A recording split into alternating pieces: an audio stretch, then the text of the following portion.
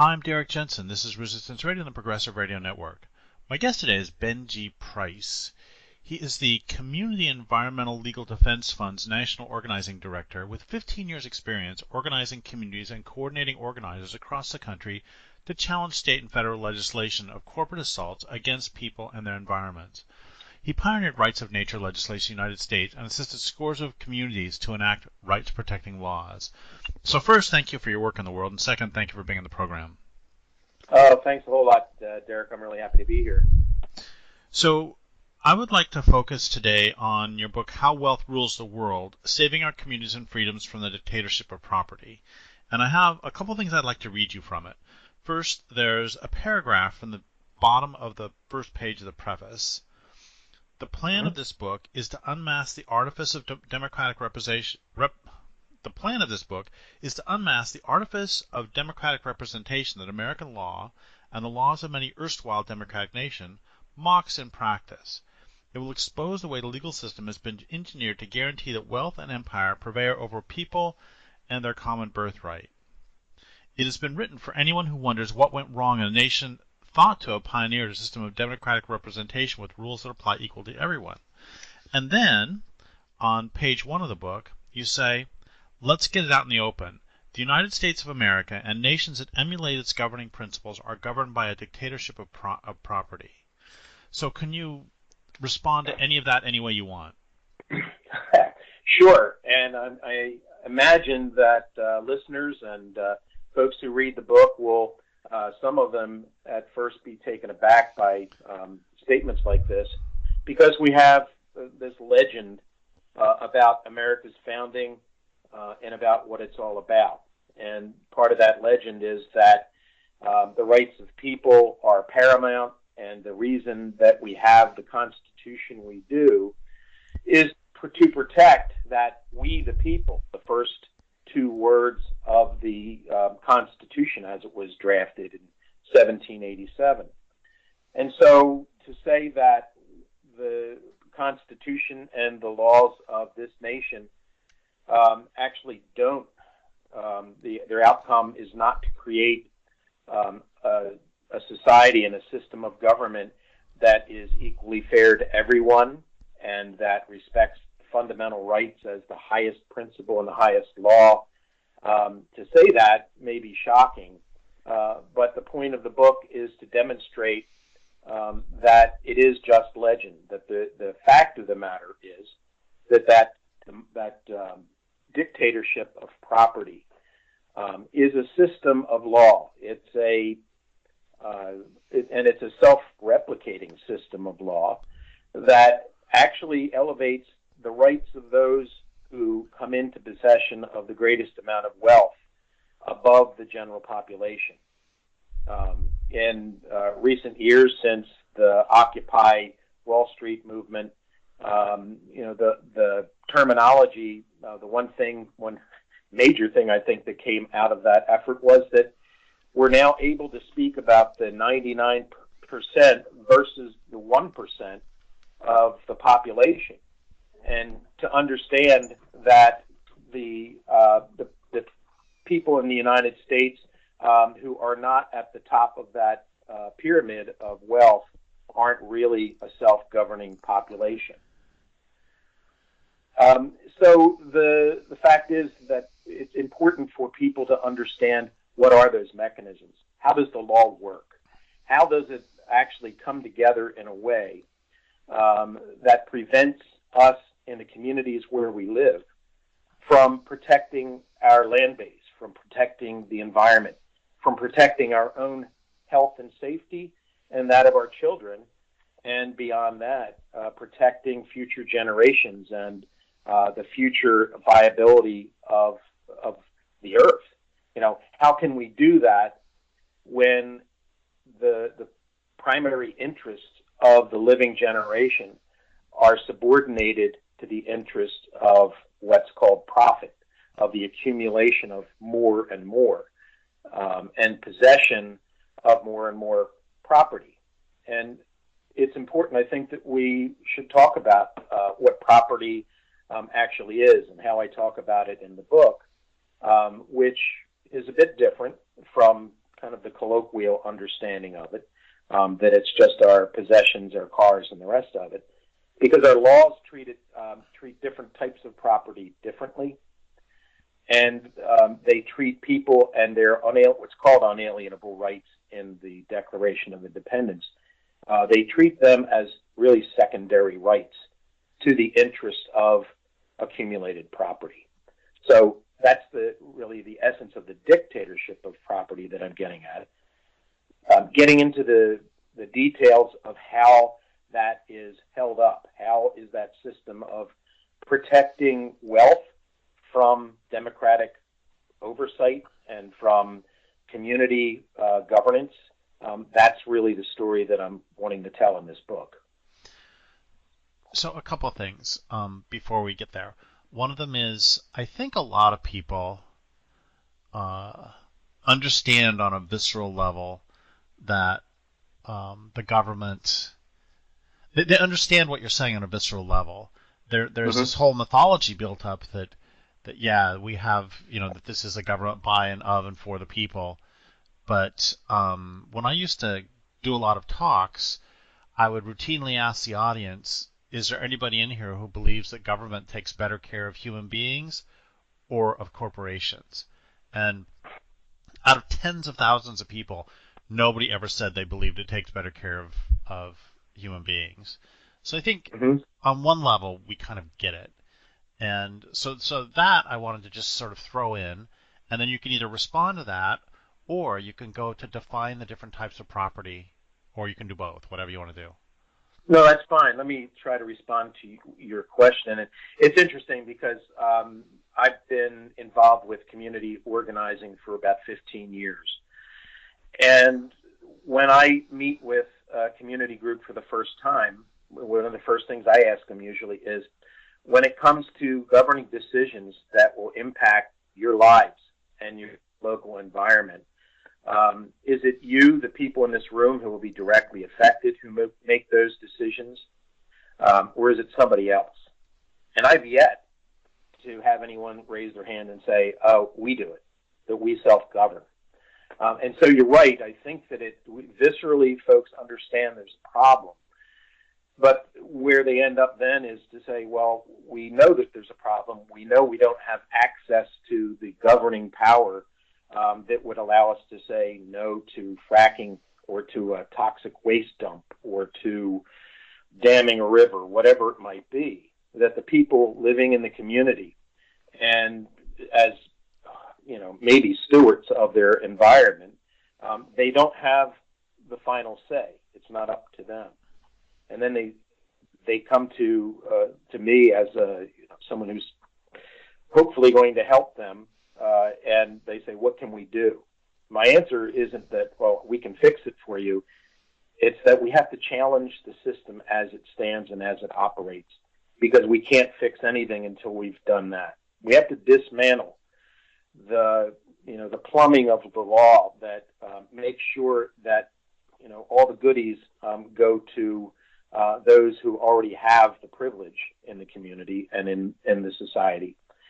And what's that process about? Where does it start? How did we end up where we are? That's one of the first questions I ask is, how did we end up at a time and in a place when the people in a community don't have the ability or the authority to say no to things that they know will harm them and they know will harm their habitat and the habitat of all the living things around them? How did we get there? And it's true, we have a legend of democracy in this country. And we have this story about a revolution against the British Empire. And that was a nation and a society, a culture based on hierarchy, on hereditary power to govern. And the legend that we have in our own minds here in this country is that, well, we got rid of that. Somehow we overcame that. We changed it, and there was a Declaration of Independence that argued that the reason that we form governments at all is so that they'll protect the inherent unalienable rights of all people. and that when governments don't do that anymore, we have not only the authority but the obligation to change them, to amend them, or to abolish them, and maybe set up a government that does do those things, that protects fundamental rights. And by fundamental rights, I'll just say, briefly, that let's think of those as the highest values that a community can have. The right that everyone should be treated fairly, the right that we shouldn't destroy the world that we live in and that our lives depend on, and we shouldn't harm the ability of others to enjoy their rights, and that includes future generations. How did we arrive at a point where those principles, those aspirations that were put into a document like the Declaration of Independence, how did we get away from that? And we have a system of government that doesn't look like that at all. And I just want to say that I don't mean to overly romanticize the Declaration, but at the same time, the history is important to understand. And this can be a bit much. There's a lot of details. But that Declaration wasn't something that just hatched out of Thomas Jefferson's brain. A lot of the principles that were put in there were borrowed from 100 years earlier, from documents written by the levelers and the diggers, folks who wanted to get rid of the monarchy and the hierarchical structure of society in England. Things like that the people are the source of all governing authority comes right from the levelers.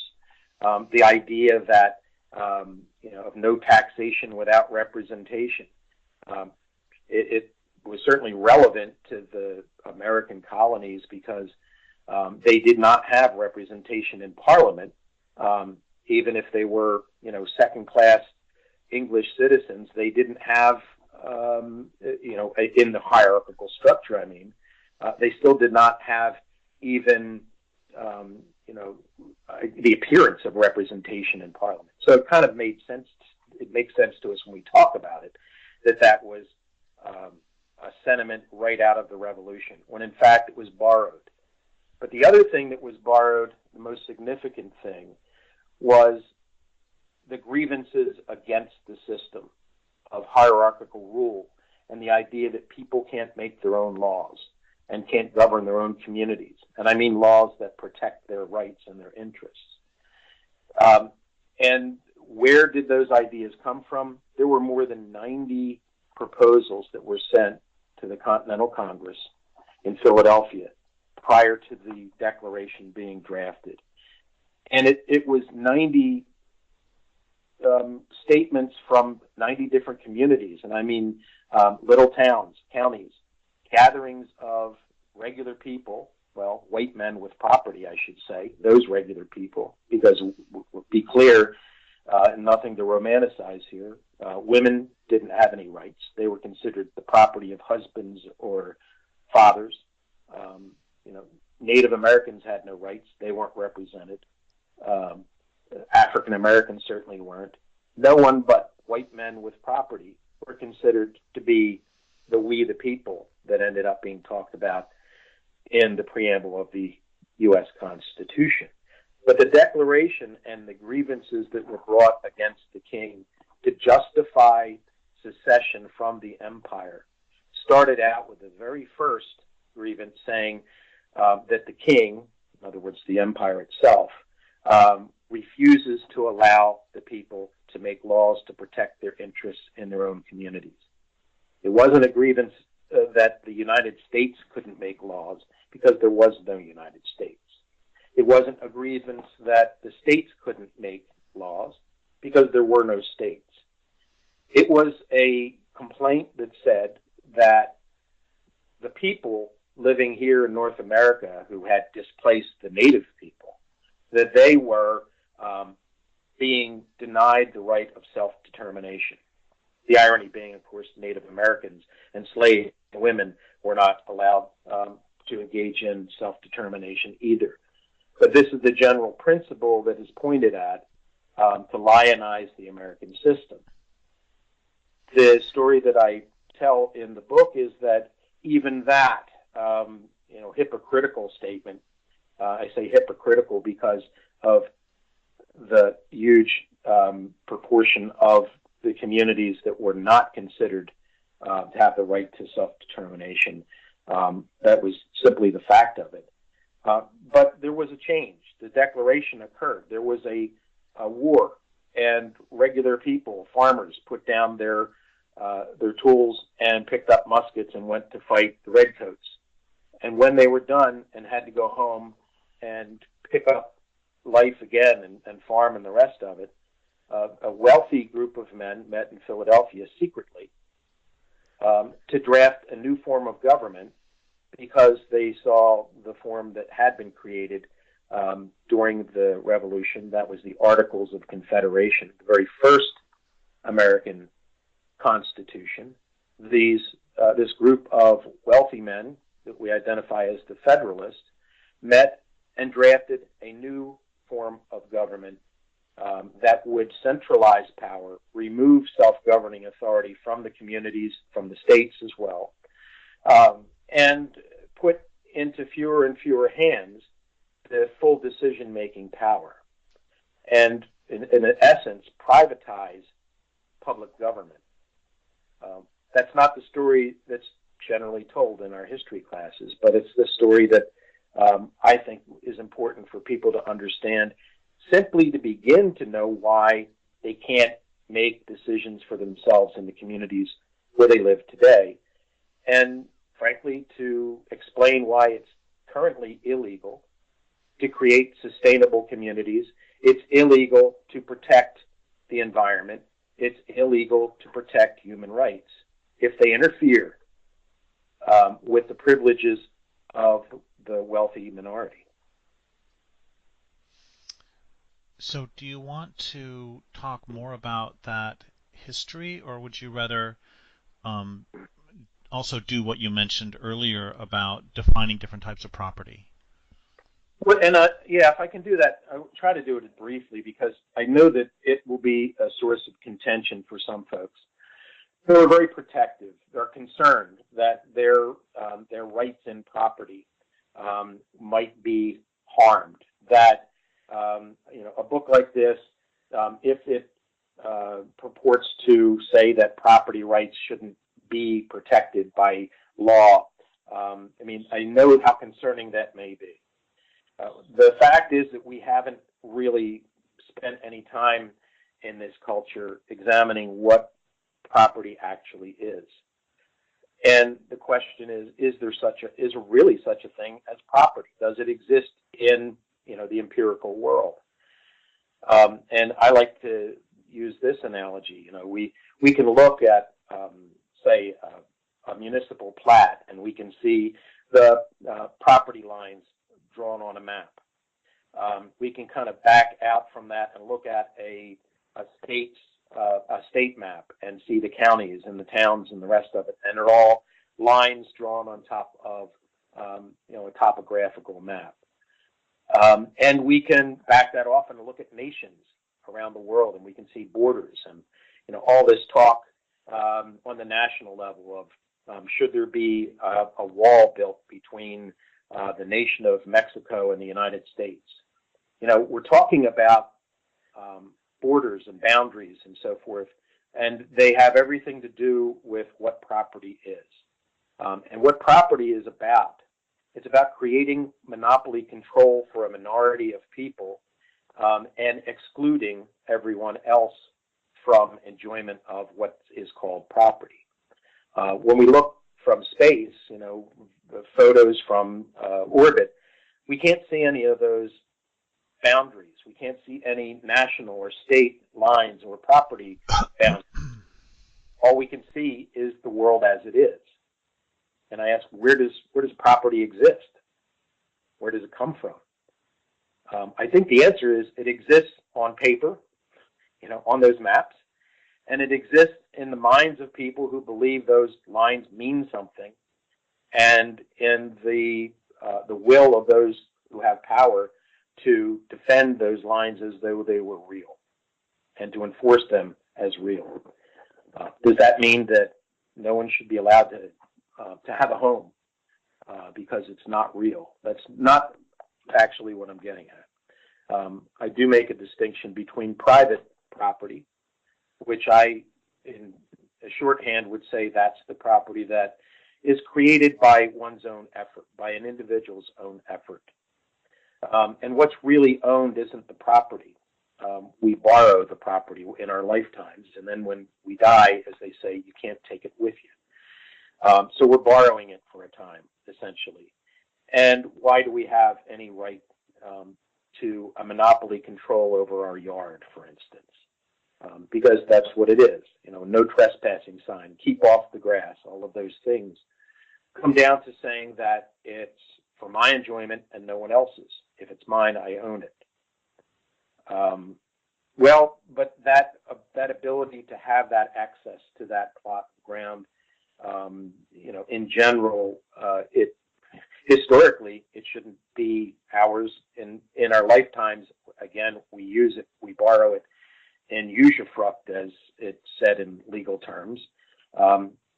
It never really belongs to anyone individually, but there is a certain privilege under law that allows the individual, based on them having worked to perhaps, in a field, perhaps to cultivate a farm. And the cultivation is the labor that they've put into it. That's the value that they've brought, and that's the reason they have some claim to it in law. That's an argument that was made around the time of the American Revolution by people like Ben Franklin and Thomas Paine. But it's not the way that it was seen by the Federalists.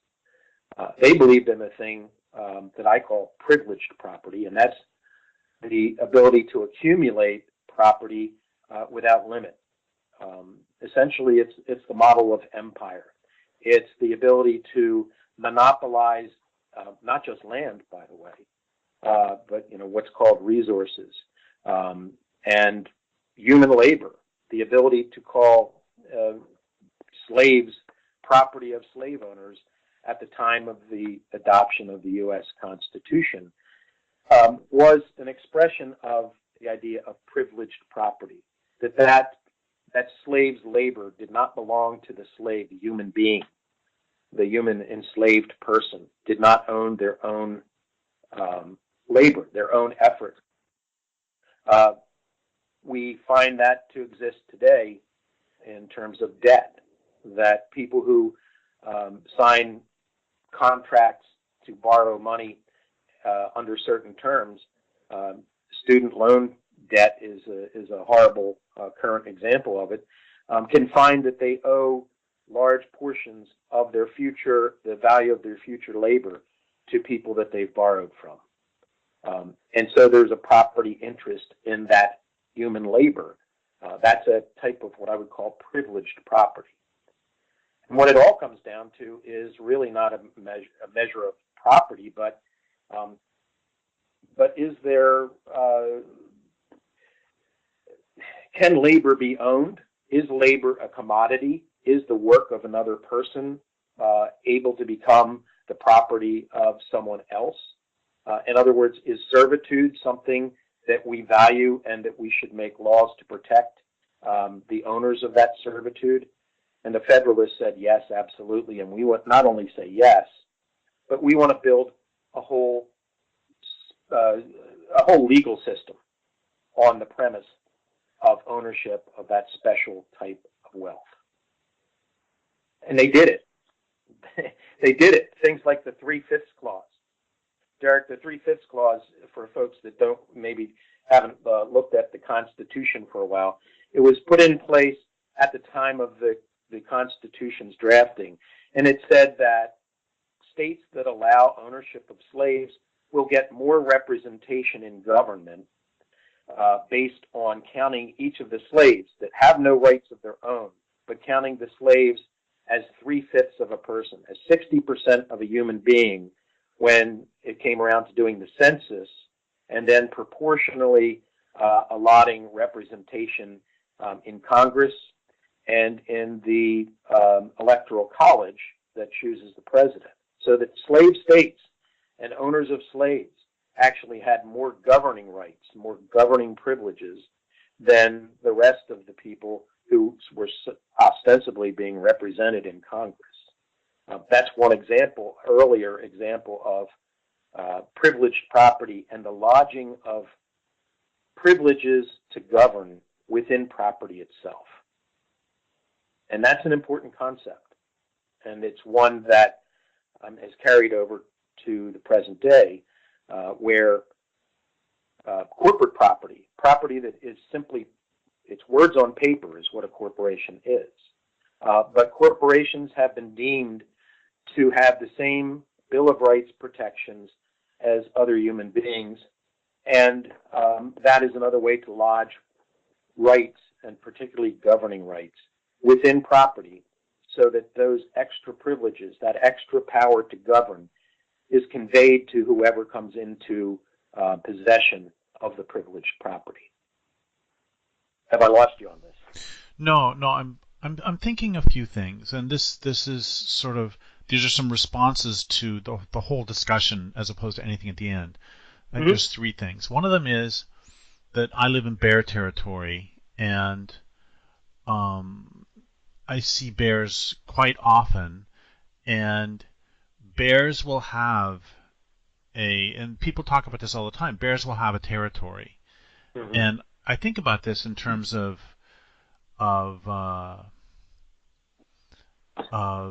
we talk about sometimes. Well, all I'm saying is that bears, wolves, prairie dogs will have a home territory that is theirs, and they will, or salmon when they go to spawn, they'll make a little nest, and if anybody else tries to take the nest, I mean, this is my nest that I'm gonna reproduce in. So there's that. That's one thing. And the next thing is, back when I used to teach at Eastern Washington University, I had a student once who was very right wing and he was a small timber mill owner who had been put out of business by Weyerhaeuser. So on one hand, he's very pro logging, but he also hated the big corporations. And he and I had some really interesting conversations. I come at this from this extreme environmental perspective that all industrial logging is bad. And he and I worked out this sort of theoretical compromise that we thought it would be okay for people to log anywhere within, 200 yards of their home. But you should not be allowed to log, you should not be able to own property more than 200 yards from where you actually live, and you should not be able to log more than 200 yards from where you live, because you can't hurt somebody else's home. If you're stupid enough to destroy your own home, I mean, there's obviously, I don't agree with all of this because, of course, the trees have their own perspective on this. But the point is, there's a difference between where you live and also owning property that is a mile away or 10,000 miles away or 1,000 miles away and destroying somebody else's home. And then the third thing is, I remember having this conversation with an American Indian once who said that on their reserve, it's up in Canada, First Nations person, on their reserve, people can build houses where they want, but the thing is, when you die, the house does not pass on. It's exactly as you said. You don't own the land, you don't own the house. I mean, you do own the house for the time. Somebody else can't just break into your house at 2 o'clock in the morning and decide they're going to sleep in your bed. But when you die, it's communal. I don't know how they transfer it. I don't know that. But what I do know is you don't own the land. Anyway, right. Those are just some things that I'm just sort of throwing out as responses to everything you said. Right, and nothing I've said contradicts the idea of the bears and other animals having territory, or humans having some territory. Many years ago, I know it probably was in high school when I read Robert Ardrey's The Territorial Imperative. It's all about animal behavior and how they actually do establish territory. But it's not a parallel exactly with the idea of property, I would say. Wait, I think the property, the point I was really trying to get at with all that is there's something called the toxic mimic that takes the form and perverts the intent of something. And I think that property is a toxic mimic of the territorial imperative. That's what I was really trying to get to. I get it. Yeah, and I'd agree with you on that. In terms of, that you should only be able to, say, cut trees or mine or withdraw water or whatever within a certain radius of your living territory, what you actually need to survive and the rest of it, I guess there's some logic to that. What we have, though, with this mimicry of the territorial imperative, I'm sorry, what kind of mimicry is it again? Toxic. Toxic, yes, exactly. What we have isn't just the claim of, well, for now I'm going to use this field because I need to grow crops, and the rest of the community is going to nod and say, yeah, that's okay because we want the same kind of leeway to do that. I mean, we're going back to the idea of the commons.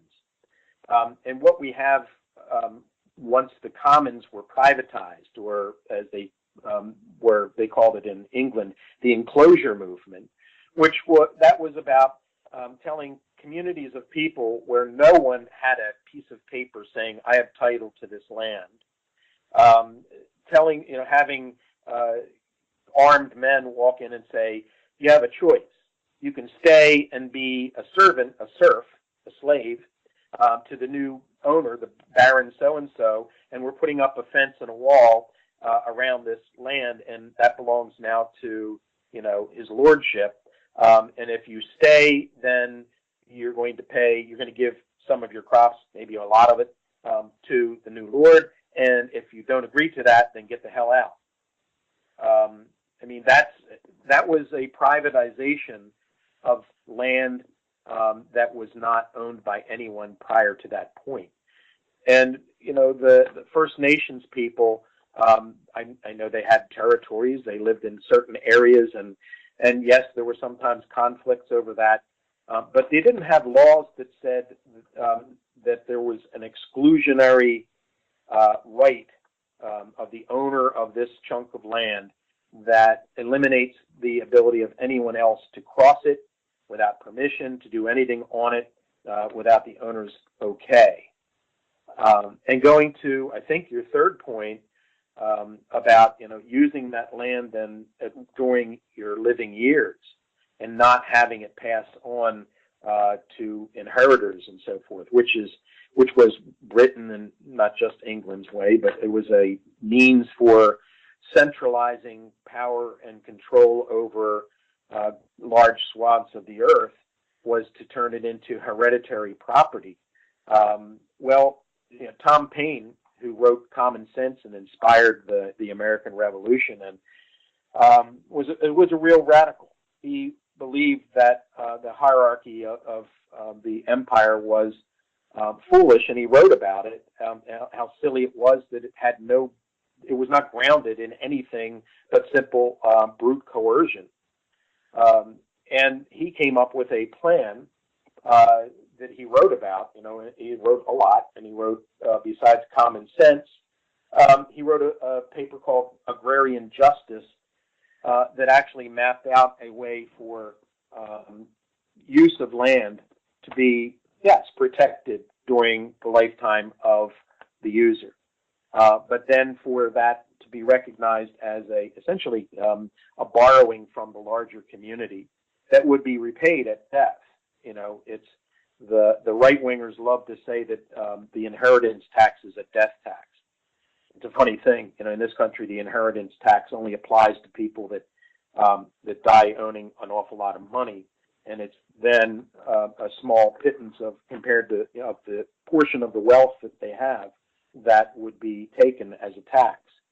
Paine's proposal was somewhat different, and it was a way to set up a system of kind of a social security system, so that there would be a source of funds for people who were ill, for people who were old and not able to work anymore. And it would be the folks who had, during life, enjoyed the use of the land for the value of that to come back to the community, rather than to simply be passed on to some, lucky child who was born into the right family. That's I think, an idea that carries some merit, and I think We don't do ourselves any favors by not being familiar with that part of the American Revolution, the truly radical side of it, that had it been followed, we might have gotten quite different results. But in terms of using the land, one of the problems we have with the property system and our inability to protect the natural world is that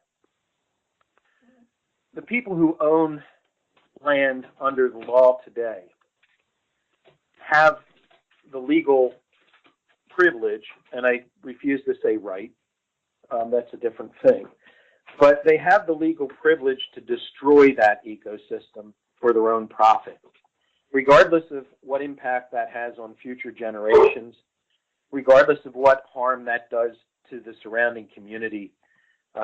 They have the legal authority to do it. Right? Environmentalists wonder why they can't seem to gain ground and protect the environment.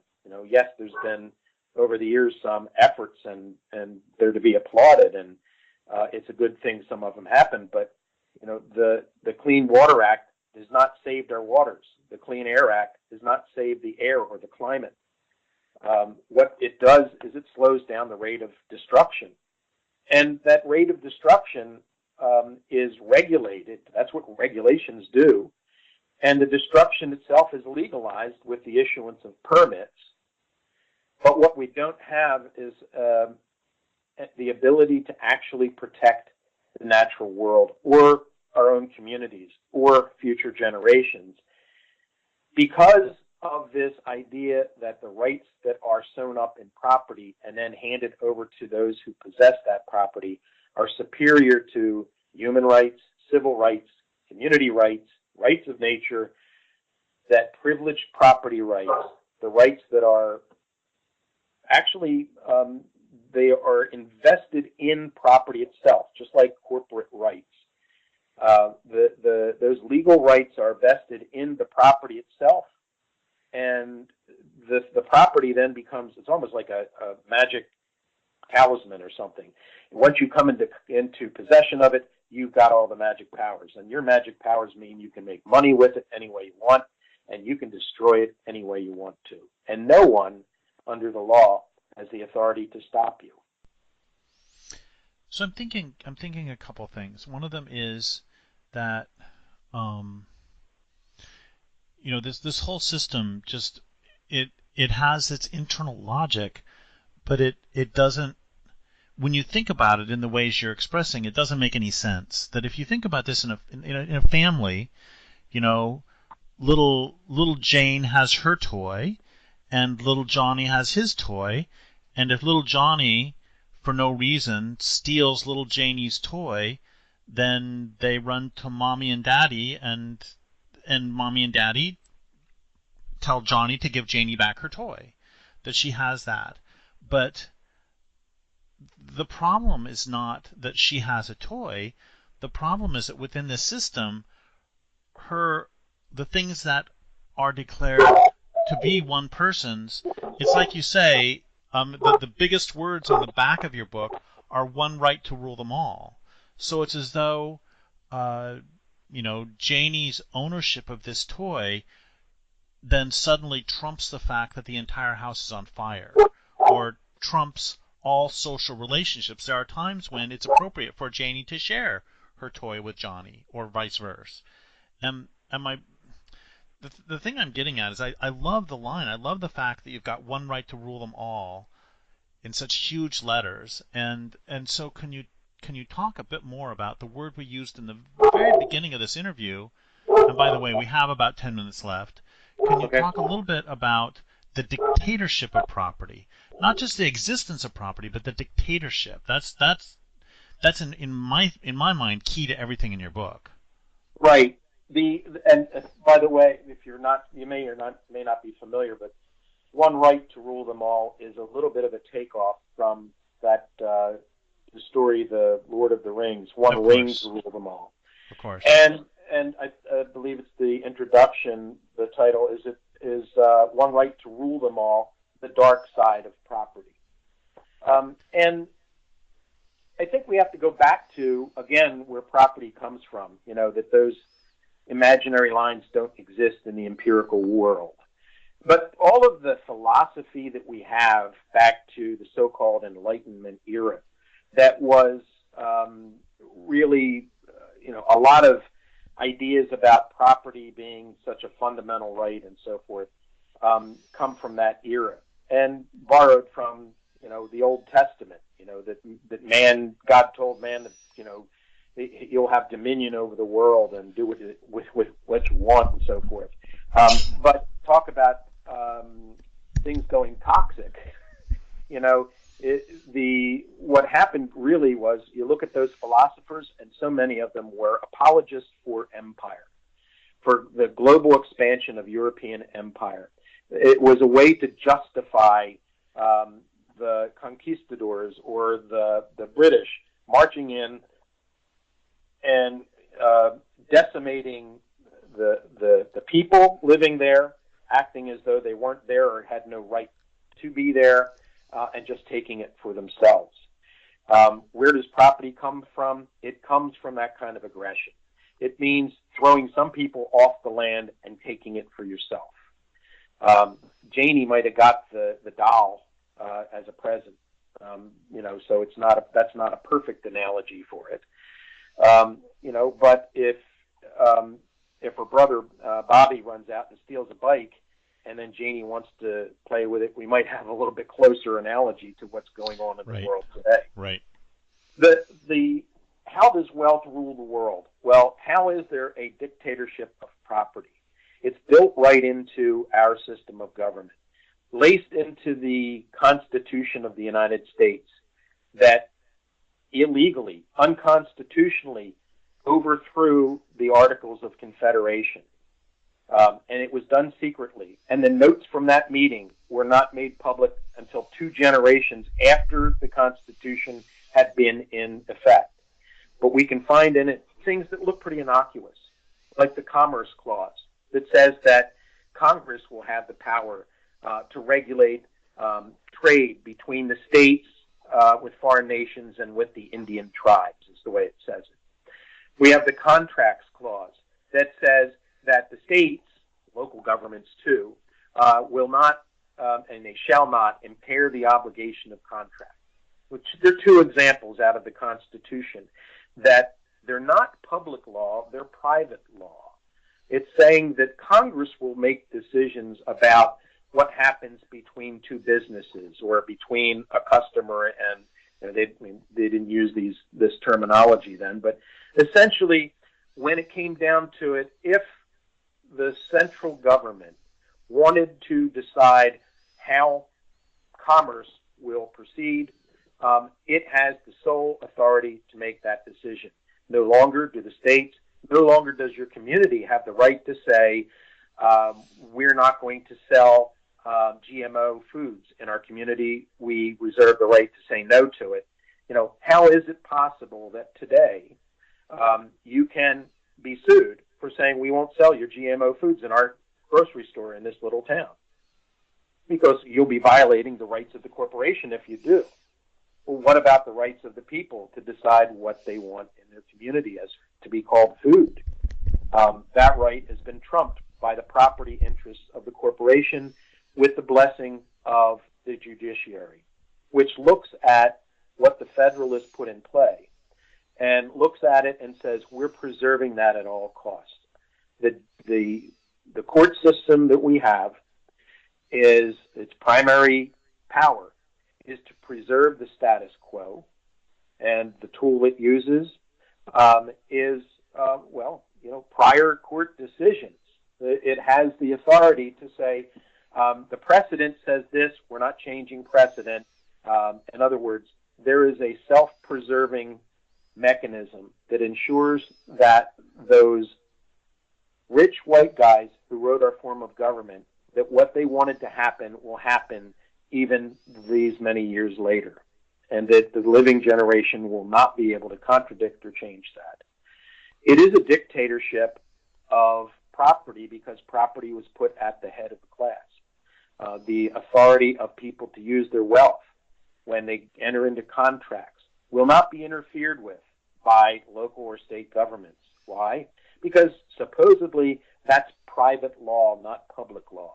Public law, we can make laws about barking dogs and speed limits and things like that, but we can't make laws about what people do with their wealth, because that's private law and nobody's business but the people who have the property. So we blithely use terms like the private sector and the public sector and never ask ourselves, what does that mean? We have this, kind of knot in our stomachs when we see some wealthy guy commit some crime that's harmed so many people and get off almost scot-free or scot-free, and we see some kid who got caught with a joint spending a long time behind bars. Why is that? Why is there a different legal system for different classes of people?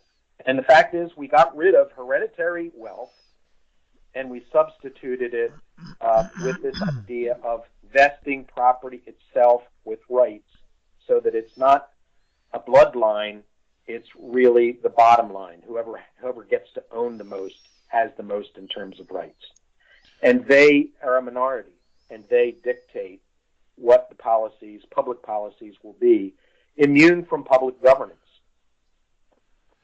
So we have about 5 minutes left, and I have a two-part question and a wind-down question, so we'll have to go pretty quickly.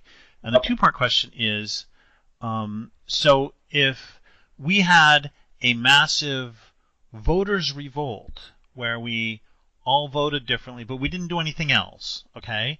So we throw all the bums out and we put a bunch of other bums in.